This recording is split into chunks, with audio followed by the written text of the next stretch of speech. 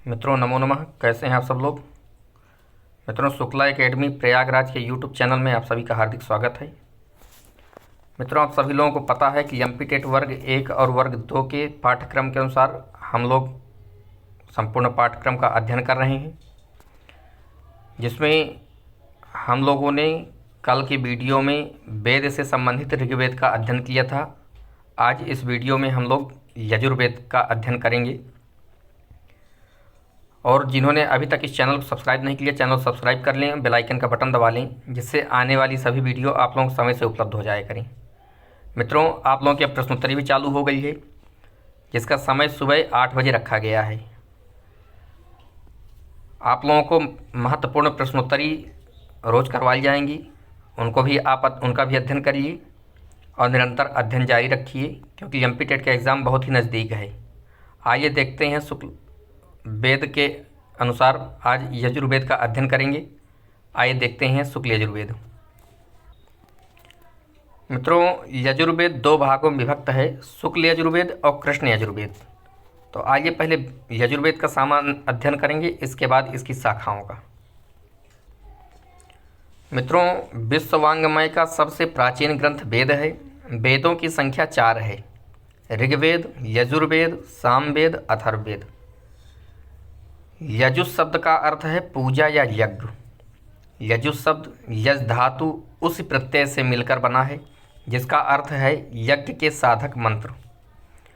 आगे है यजुस् गद्य पद्यात्मक है, इसलिए इसे अनिताक्षरावसानम कहा गया है, अर्थात जिसमें पद्यों के समान अक्षरों की संख्या निश्चित नहीं होती है। आगे है शेषे यजु शब्दः, अर्थात पद्यबंध और गीत से रहित मंत्रात्मक रचना को यजुस् कहते हैं। यजुर्वेद के मंत्रों का विषय यज्ञ विधियों को संपन्न करना है। यज्ञ अनेक प्रकार के होते हैं। यज्ञों का अनुष्ठान देवताओं की प्रसन्नता के लिए किया जाता है। आचार्य यास्क निरुक्त के 7वें अध्याय में यजुस् की व्याख्या करते हुए कहते हैं यजुर्यजते, अर्थात यज्ञ से संबद्ध मंत्रों को यजुस् कहते हैं। आगे है यजुर्वेद के भाग। मित्रों यजुर्वेद के 2 भाग हैं, कृष्ण और शुक्ल, आपको पहले ही बताया गया है। यजुर्वेद के 2 संप्रदाय हैं, ब्रह्म संप्रदाय और आदित्य संप्रदाय। ब्रह्म संप्रदाय के अंतर्गत कृष्ण यजुर्वेद तथा आदित्य संप्रदाय के अंतर्गत शुक्ल यजुर्वेद आता है। यद्यपि प्राचीन काल में यजुर्वेद की 100 या 101 शाखा, 1 शतम अध्वर्यु शाखा, यजुरेक शताध्वकम शाखा नाम तु सतेनाथ यजुर्वेद अथा मथा करोत प्राप्त होने का विवरण प्राप्त होता है। इसी क्रम में देखें तो शुक्ल यजुर्वेद की 2 संहिता प्राप्त होती हैं, वात्स्यनेयी संहिता या माध्यम दिन संहिता तथा कांड संहिता। दोनों ही संहिताओं में 40 अध्याय प्राप्त होते हैं। संप्रति कृष्ण यजुर्वेद की केवल 4 शाखाएं ही उपलब्ध होती हैं, तैत्तिरीय, मैत्रायणी, काठक और कपिष्ठल। यज्ञादि कर्मों के प्रतिपादक गद्यात्मक मंत्रों को यजुस् कहा जाता है। यजुर्वेद कर्मकांड का वेद है, जिसका संकलन अध्वर्यु नामक ऋत्विक के उपयोग के लिए किया गया। यजुर्वेद के संप्रदाय आप लोगों ने पीछे अध्ययन किया। 2 संप्रदाय हैं, ब्रह्म संप्रदाय और आदित्य संप्रदाय। ब्रह्म संप्रदाय में कृष्ण यजुर्वेद है और आदित्य संप्रदाय में शुक्ल यजुर्वेद है। पतंजलि ने महाभाष्य में यजुर्वेद की 100 शाखाओं का उल्लेख किया है। कहा भी गया है 1 शतम अध्वर्यु शाखा। चरण व्यूह में यजुर्वेद की 86 शाखाओं का उल्लेख प्राप्त होता है। लेकिन वर्तमान समय में शुक्ल यजुर्वेद की 2 तथा कृष्ण यजुर्वेद की 4 शाखाओं का उल्लेख प्राप्त होता है। यजुर्वेद की शाखा देखें तो शुक्ल यजुर्वेद की 2 शाखाएं कौन कौन सी हैं, तो पहली है माध्यम दिन शाखा और दूसरी है कांडो शाखा। कृष्ण यजुर्वेद की 4 शाखाएं हैं, पहली है तैत्तिरीय शाखा, दूसरी है मैत्रायणी शाखा, तीसरी है कट शाखा और चौथी है कपिष्ठल शाखा। मित्रों शुक्ल यजुर्वेद को वात्स्यनेयी संहिता कहते हैं। शुक्ल यजुर्वेद के ऋषि याज्ञवल्क्य हैं, जो मिथिला के निवासी थे। इसी क्रम में देखें तो शुक्ल यजुर्वेद के विशुद्ध मंत्रात्मक भाग हैं। शुक्ल यजुर्वेद की 2 शाखाएं हैं, माध्यम दिन या वात्स्यनेयी शाखा तथा कांडो शाखा। माध्यम दिन शाखा में 40 अध्याय, 303 अनुवाक तथा 1975 मंत्र हैं। कांड शाखा का विभाजन अध्याय और अनुवाक के रूप में हुआ है। आगे है कांड शाखा में 40 अध्याय, 328 अनुवाक और 2086 मंत्र प्राप्त होते हैं। मित्रों, शुक्ल यजुर्वेद को देखें तो माध्यम दिन या वासनेय संहिता, जिसमें 40 अध्याय और 303 अनुवाक और 1975 मंत्र हैं।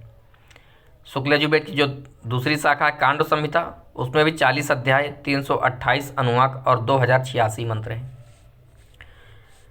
इसी क्रम में मित्रों देखें तो शुक्ल यजुर्वेद की विषय वस्तु है, प्रथम 2 अध्यायों में दर्श एवं पौर्णमास यज्ञों संबंधित मंत्र प्राप्त होते हैं। अध्याय 3 में अग्निहोत्र एवं चातुर्मास यज्ञों से संबंधित मंत्र प्राप्त होते हैं। अग्निष्टोम और सोम याग का वर्णन अध्याय 4 से 8 में वर्णित है। वाजपेय और राजसूय याग का वर्णन अध्याय 9 और 10 में वर्णित है। अध्याय 11 से 18 तक अग्निचयन और विविध प्रकार की वेदियों के निर्माण से संबंध मात्र है। अध्याय 16 को रुद्राध्याय कहा जाता है। आगे है सौत्रामणि याग का निरूपण अध्याय 19 से 21 में है। अध्याय 22 से 25 तक अश्वमेध यज्ञ का विधान वर्णित है। पुरुष मेध का वर्णन अध्याय 30 में प्राप्त होता है। अध्याय 31 में पुरुष सूक्त और विष्णु सूक्त भी कहते हैं अध्याय 31 को। आगे है विराट पुरुष के दार्शनिक और आध्यात्मिक स्वरूप का वर्णन अध्याय 32 में है। अध्याय 33 में सर्वमेध सूक्त है। शिव संकल्प उपनिषद या शिव संकल्प सूक्त अध्याय 34 में है। अध्याय 35 में पितृमेध का वर्णन है। आगे है अध्याय 36 से 38 में प्रवर्ग नामक यज्ञ से संबंध मंत्र हैं। अध्याय 39 को प्रायश्चित अध्याय भी कहा जाता है। अध्याय 39 में अंत्येष्टि से संबंधित मंत्र हैं। मित्रों, अध्याय 40 को ईशोपनिषद कहा जाता है। इसी क्रम में अगर देखें तो शुक्ल यजुर्वेद के ब्राह्मण ग्रंथ देखें तो शुक्ल यजुर्वेद का केवल एक ब्राह्मण ग्रंथ है जिसको शतपथ ब्राह्मण कहते हैं। शतपथ ब्राह्मण के रचयिता याज्ञवल्क्य माने गए हैं। शतपथ ब्राह्मण का संबंध शुक्ल यजुर्वेद की माध्यम दिन तथा कांड दोनों शाखाओं से है। शतपथ ब्राह्मण में अध्यायों की संख्या 100 है। आगे गणरत्न महोदधि ने शतपथ ब्राह्मण को परिभाषित करते हुए कहते हैं, शतम पंथानो मार्गा नामाध्याया यस्य तत् शतपथम, अर्थात जिसमें 100 अध्याय रूपी मार्ग है उसे शतपथ कहते हैं। कांडोसाखी शतपथ ब्राह्मण का संपादन आचार्य जे एकलिंग ने किया। कांडोसाखी शतपथ ब्राह्मण में 104 अध्याय हैं। मित्रों, माध्यम दिन शतपथ ब्राह्मण में 14 कांड, 100 अध्याय, 438 ब्राह्मण तथा 7624 कंडिकाएँ हैं। इसी क्रम में अगर देखें तो शतपथ ब्राह्मण के महत्वपूर्ण आख्यान देख लेते हैं। मनु एवं श्रद्धा आख्यान, जल प्लावन की कथा तथा मत्स्य आख्यान, इंद्रवृत्त युद्ध का आख्यान, स्त्री कामुक गंधर्व आख्यान, कद्रु सुपर्णिका आख्यान, च्यवन सुकन्या का आख्यान, पुरुरवा उर्वशी का आख्यान और वाणी का आख्यान। यह मित्रों प्रमुख आख्यान रहे। अब आगे है शुक्ल यजुर्वेदी आरण्यक देखें तो एक आरण्यक इसका प्राप्त है बृहदारण्यक। तो पहले बृहदारण्यक की बात करते हैं। शुक्ल यजुर्वेद के शतपथ ब्राह्मण की माध्यम दिन और कांड दोनों शाखाओं के अंतिम 6 अध्यायों को बृहदारण्यक कहते हैं। बृहदारण्यक का प्रथम प्रकाशन 1889 ईस्वी में आटो वोटलिंग ने किया। शुक्ल यजुर्वेद के उपनिषद देखें तो ईशावास्य उपनिषद, इसकी अगर परिचय देखें तो ईशावास्योपनिषद शुक्ल यजुर्वेद का 40वां अध्याय है। ईशावास्योपनिषद में कुल 18 मंत्र हैं। ईशावास्योपनिषद का प्रारंभ ईशावास्यन से होता है। सबसे छोटा उपनिषद किंतु महत्व की दृष्टि से सर्वोपरि है। ईशावास्योपनिषद में विद्या अविद्या तथा संभूति असंभूति का निरूपण है। दूसरा उपनिषद है बृहदारण्यकोपनिषद। मित्रों, बृहदारण्यकोपनिषद शतपथ ब्राह्मण के 14वें कांड का अंतिम भाग है। बृहदारण्यकोपनिषद सबसे बड़ा एवं प्राचीनतम उपनिषद है। बृहदारण्यकोपनिषद में 3 भाग हैं। प्रत्येक भाग में 2-2 अध्याय हैं। प्रथम भाग को मधुकांड, द्वितीय भाग को याज्ञवल्क्य कांड और तृतीय भाग को खिल कांड कहते हैं। मित्रों, बृहदारण्यकोपनिषद में कुल अध्यायों की संख्या 6 है। प्रत्येक अध्याय ब्राह्मणों में विभाजित है, जो निम्नवत है। मित्रों, 3 कांड बताए गए हैं और तीनों कांडों में 2-2 अध्याय हैं। इस प्रकार से तीनों कांडों के अध्याय हुए 6। तो आइए एक तरफ देखते हैं, अध्याय लिखा है एक तरफ ब्राह्मण और एक तरफ मंत्र। किस अध्याय में कितने ब्राह्मण और कितने मंत्र हैं, इसको देख लेते हैं। तो प्रथम अध्याय में 6 ब्राह्मण और 80 मंत्र हैं। द्वितीय अध्याय में 6 ब्राह्मण 66 मंत्र हैं। तृतीय अध्याय में 9 ब्राह्मण हैं, 92 मंत्र हैं। चतुर्थ अध्याय में 6 ब्राह्मण हैं, 82 मंत्र हैं। पंचम अध्याय में 15 ब्राह्मण हैं, 15 मंत्र हैं।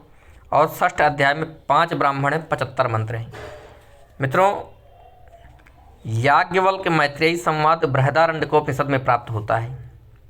जनक और याज्ञवल्क्य संवाद, याज्ञवल्क्य और वचक्नु की कन्या गार्गी का संवाद भी इस उपनिषद में प्राप्त होते हैं।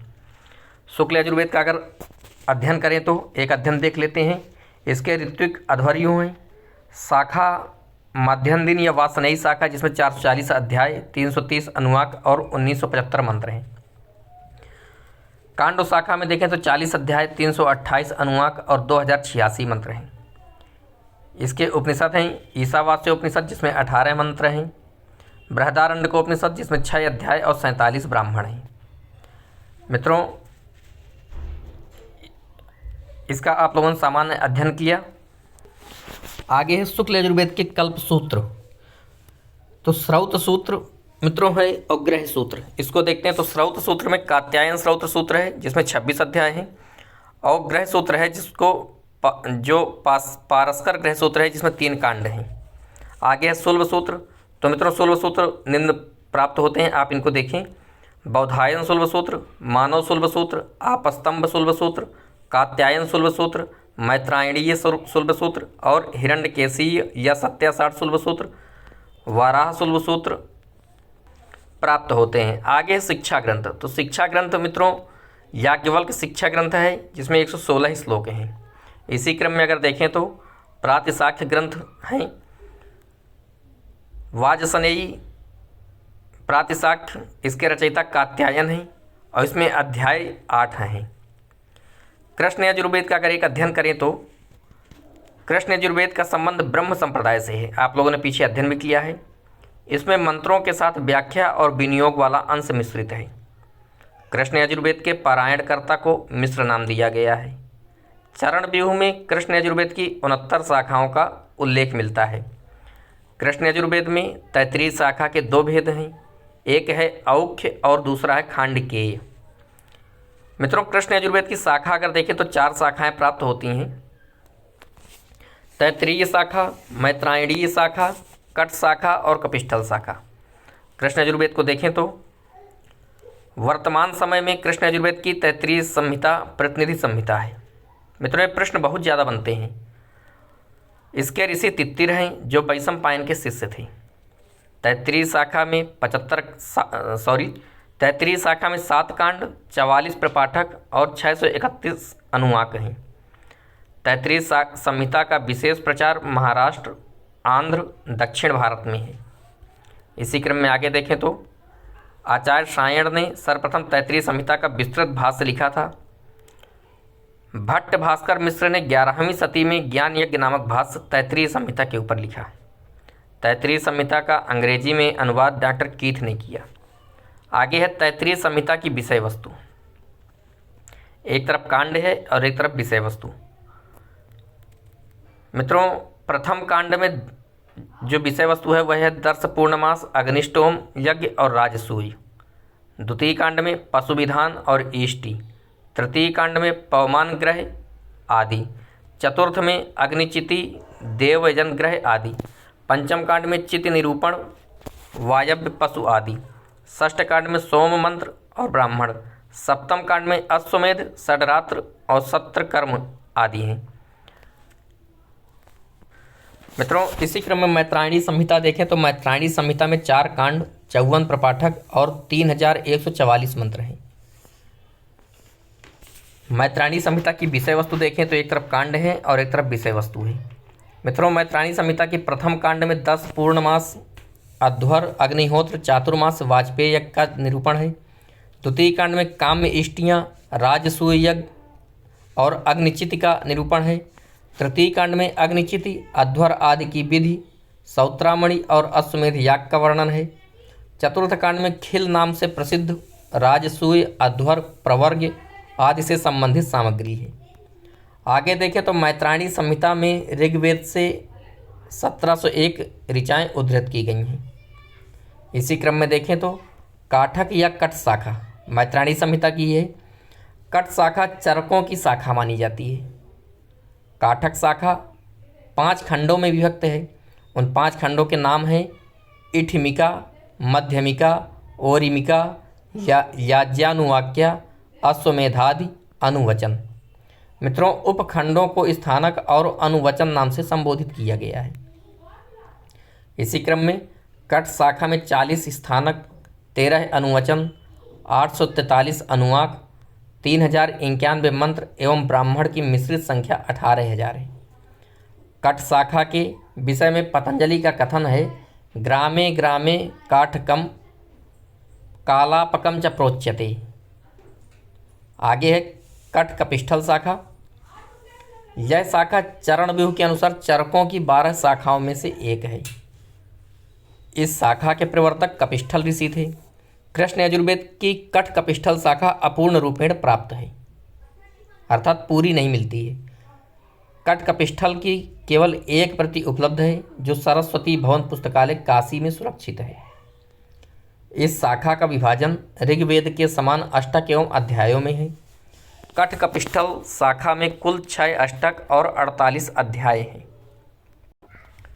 मित्रों, अगर इसी क्रम में देखें तो कृष्ण यजुर्वेद दिए ब्राह्मण देख लेते हैं। कृष्ण यजुर्वेद के 2 ब्राह्मण हैं, एक तैत्तिरीय ब्राह्मण और दूसरा है मैत्रायणी ब्राह्मण। तैत्तिरीय ब्राह्मण के रचयिता वैशंपायन के शिष्य आचार्य तित्तिर हैं। तैत्तिरीय ब्राह्मण का प्रथम संस्करण 1890 में कलकत्ता से प्रकाशित हुआ। तैत्तिरीय ब्राह्मण का द्वितीय संस्करण 1899 ईस्वी में पूना से प्रकाशित हुआ। इसी क्रम में ब्राह्मण ग्रंथ आप लोग देख ही रहे थे। आगे हैं तैत्तिरीय ब्राह्मण, मैत्रायणी ब्राह्मण। तैत्तिरीय ब्राह्मण 3 कांड हैं और मैत्रायणी ब्राह्मण में 3 अध्याय हैं। तो पहले तैत्तिरीय ब्राह्मण संस्करण देखें तो प्रथम संस्करण इसका 1890 में कलकत्ता से प्रकाशित हुआ और द्वितीय संस्करण 1899 ईस्वी में पूना से प्रकाशित हुआ है। तैत्तिरीय ब्राह्मण की विषय वस्तु देखें तो मित्रों, एक तरफ कांड है और एक तरफ विषय वस्तु। प्रथम कांड की विषय वस्तु है अग्न्याध्यान, गवामयन, वाजपेय, राजसूय, सोमयाग, नक्षत्रेष्टि का वर्णन। द्वितीय कांड में अग्निहोत्र, सौत्रामणि और बृहस्पति। तृतीय कांड में नक्षत्रेष्टि का वर्णन विस्तार के साथ वर्णित है। आगे है मित्रों मैत्रायणी ब्राह्मण। मैत्रायणी ब्राह्मण 3 अध्याय हैं। मैत्रायणी ब्राह्मण मैत्रायणी संहिता का चतुर्थ अध्याय ही माना जाता है। रात्रि की उत्पत्ति का आख्यान इस ब्राह्मण में प्राप्त होता है। पर्वतोपाख्यान भी मैत्रायणी ब्राह्मण में वर्णित है। आगे है कृष्ण यजुर्वेदीय आरण्यक। कृष्ण यजुर्वेद के 2 आरण्यक उपलब्ध हैं। पहला है तैत्तिरीय आरण्यक और दूसरा है मैत्रायणी आरण्यक। तो पहले तैत्तिरीय आरण्यक का अध्ययन करते हैं। राजेंद्र लाल मिश्र ने 1782 ईस्वी में सायण भाष्य के साथ प्रकाशित किया। इसमें 10 प्रपाठक या परिच्छेद हैं। प्रपाठकों का नामकरण उनके प्रथम पद के आधार पर किया गया है। तैत्तिरीय आरण्यक में कुल 170 अनुवाक हैं। सप्तम से नवम प्रपाठक को तैत्तिरीयोपनिषद कहते हैं। दसम प्रपाठक को महानारायणीयोपनिषद कहते हैं, जिसे खिल कहते हैं। इसी क्रम में आगे देखें तो तैत्तिरीय आरण्यक में कुरुक्षेत्र, खांडव, पांचाल, मत्स्य, काशी आदि के भौगोलिक नामों का उल्लेख है। श्रमण शब्द का प्रयोग तपस्वी के अर्थ में किया गया है। तैत्तिरीय आरण्यक में जल के 4 रूप बताए गए हैं: मेघ, विद्युत, गर्जन और वृष्टि। जल के 6 प्रकार बताए गए हैं: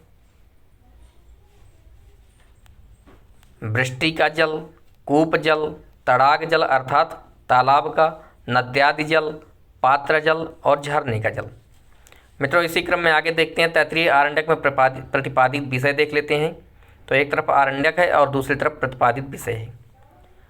प्रथम प्रपाठक में प्रतिपादित विषय जो है वह है आरुण केतुक नामक अग्नि की उपासना और इष्टि का चयन का वर्णन है। द्वितीय प्रपाठक में स्वाध्याय और पंच महायज्ञों का वर्णन है। तृतीय प्रपाठक में चातुर्होत्र चित्त से संबद्ध मंत्र हैं। चतुर्थ प्रपाठक में प्रवर्ग होम से संबद्ध मंत्र हैं। पंचम प्रपाठक में यज्ञ संबंधी कतिपय संकेत हैं। षष्ठ प्रपाठक में पितृमेध संबंधी मंत्रों का संकलन है। सप्तम से नवम प्रपाठक तक में प्रपाठक तैत्तिरीय उपनिषद है। दसम प्रपाठक में महानारायणीय उपनिषद है जिसको खेलकांड कहते हैं। मित्रों, इसी क्रम में मैत्रायणीय आरण्यक देखें तो मैत्रायणीय आरण्यक को मैत्रायणीय उपनिषद भी कहते हैं। मैत्रायणीय आरण्यक में 7 प्रपाठक हैं। इसमें आरण्यक और उपनिषद दोनों के अंश मिश्रित हैं। मैत्रायणीय आरण्यक में परमात्मा को अग्नि और प्राण कहा गया है। अश्वपति, हरिश्चंद्र, अम्बरीश, सरियाति, ययाति, युवनाश्व आदि राजाओं का उल्लेख मैत्रायणीय आरण्यक में प्राप्त होता है। आगे इसी क्रम में देखें तो मैत्रायणीय आरण्यक में प्रतिपादित विषय देख लेते हैं।